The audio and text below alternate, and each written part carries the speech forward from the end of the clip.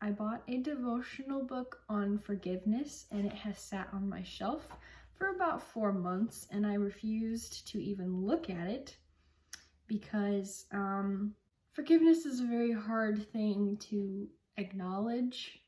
It makes you look at your wounds and actually acknowledge that they're there instead of just numbing them.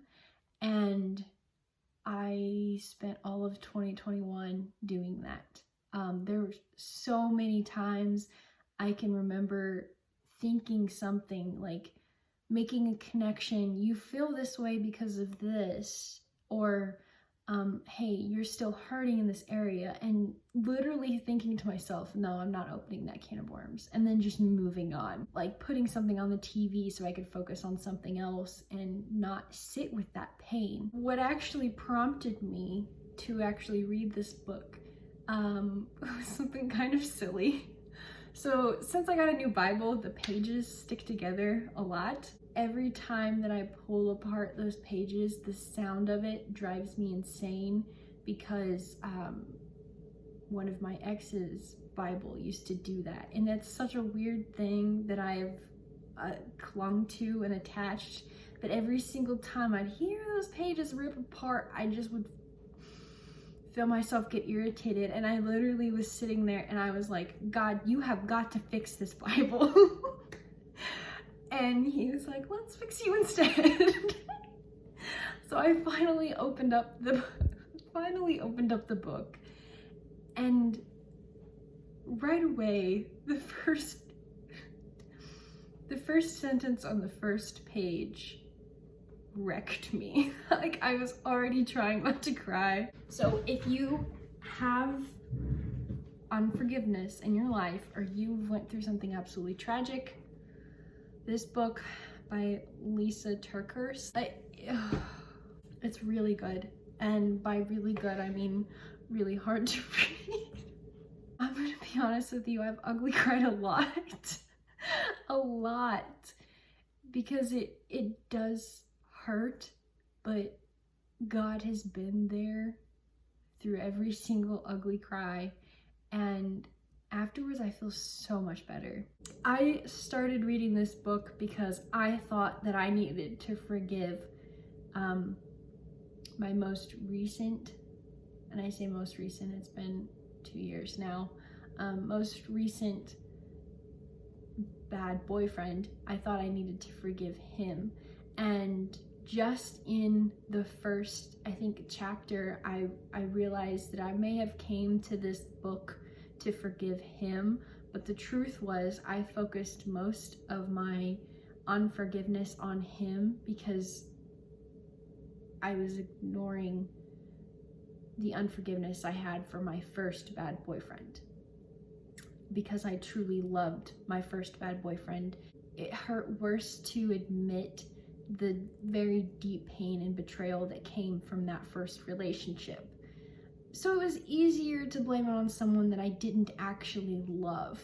And then I kept reading, and I don't even remember what was said. Let me see if I can find it real quick. I just wrote down, I love that she points out that Jesus's blood makes it possible to forgive when we're not strong enough, that he stands in the gap of our healing, because forgiveness is the first step, but our hurt may still be present.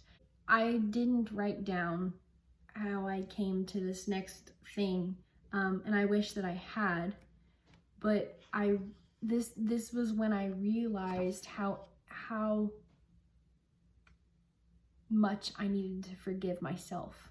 The me before 4 years ago, I almost don't even see her as me. I understand I've been born again in the last year and a half, and the old me is dead and gone. I get all of that, but that was still me physically, and I had gotten so wrapped up in my anger and unforgiveness towards myself, and the pain also, everything that I went through also just kind of like I dissociated completely. But it felt like there was another person there. Like the me that is sitting right here was not the me in the memories that keeps showing up on my freaking Facebook page. Like, that's literally what it was like. It was like I was logged in on someone else's Facebook and I was getting memories from someone who hurt me. Every time I would see a picture of me from back then, I couldn't even recognize myself. Like, physically, not just like emotionally and mentally I was in a different place. Like, physically I look at me and I'm like, that's not even me. But it sounds so weird to say, because it's like, how do you get so twisted? How do you get that so twisted that I dissociated way too much, way too much. Every time I would have a picture pop up of me, I would just look at her and be like, you have no idea. You have no idea what you did to me. And you have no idea what the choices that you're making without a care in the world. You have no idea what they are going to do to us. I was just so angry and so hurt. I mean, I would just cry because I couldn't believe that girl in that picture did this to me. And like I said, the dissociating thing was bad. It was really bad. I realized I needed to forgive myself. I was the one that I was the most mad at, that I felt hurt me the most. I am not putting their wrongdoings on me, but I made decisions that put me in that position to be hurt that way. I still acknowledge that what they did was very, very wrong, but I was mad at myself because I'm the reason that I got there. I wrote a letter to myself, to the me from 4 years ago, and that was the ugly cry moment. It was that kind of cry that you have to be careful because someone's gonna hear you and your shirt sleeve is covered in snot because you don't have the strength to get up and go get something to blow your nose.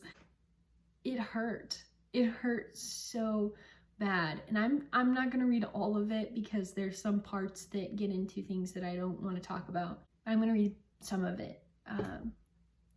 To the me from 4 years ago. It still hurts what you did to us. I look at your bright, innocent smile and it makes me so angry, so jealous, so unbelievably sad. You have no idea what will come because of the choices you've made. I don't get it. I don't understand why or how you ended up making those choices, and that's the most frustrating and unfair part of all of this.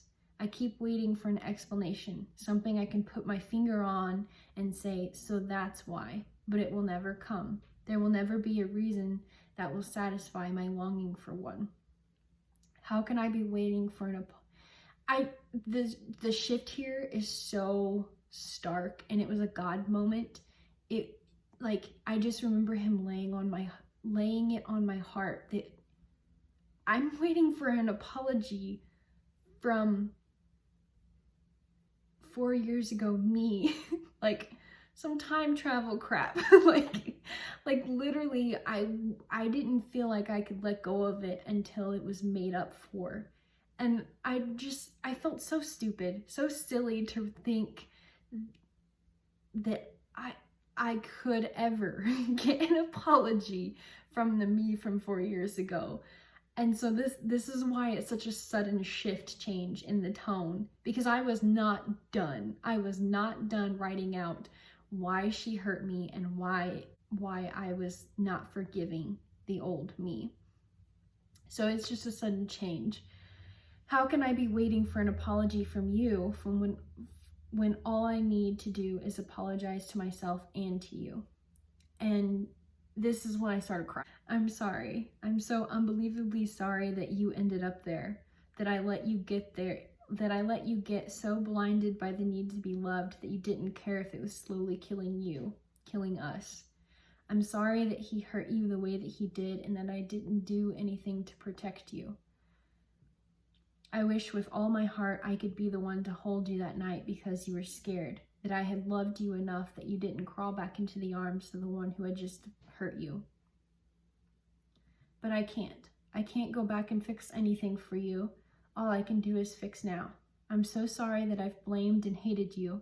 I'm so sorry that I've never let us get past this because I was waiting for your apology. What I need to do is forgive you. When I began this letter, I wasn't prepared to forgive you fully and to release all the hurt. I was going to let Jesus' blood stand in the gap. He did. I didn't expect his blood to wash me too in the process. I forgive you for all of it, for the things I didn't even mention here. I release you from the sentence I wrongfully placed on you. I'm still so sad that we had to go through all the pain, but I feel so much freer. I forgive you, sweet girl. Now watch with me what God does with our story. And it was like such a roller coaster of emotions when I wrote all of this. In the beginning, I was like fuming, angry, and then I just broke, and it was just sorrow and just such sad. It was in the span of maybe 10 minutes, not even that probably, that I was writing all of this. By the end of it, I was almost laughing with joy, just freedom. And like, I write a little bit later, out of all the people who've hurt me and I've not forgiven, I'm the one I was most upset with. Forgiving them, the boyfriends of the past, almost felt too easy once I had forgiven myself. After breaking that dam and forgiving myself, it just kind of flowed out of me. And I know there's still gonna be days that I'm sad about what happened. There's still gonna be days that I am hurt. There's still gonna be days that something triggers me or something happens and I think you're just like them, and it's not the case. But forgiveness is a process. If you're holding on to unforgiveness for yourself, for anybody, for the love of all things good, let it go. I feel so free and so amazing, and just that was 2 days ago, and just since then, God's like, okay, now let me reveal some of these things to you. Now we can work on something else. And it's just, he keeps just moving me along because I finally let go of that. I hope you enjoyed this. I've been recording for 30 minutes and I'm only gonna use half of it. So anyway, I will see you guys next week. I will see you next week. I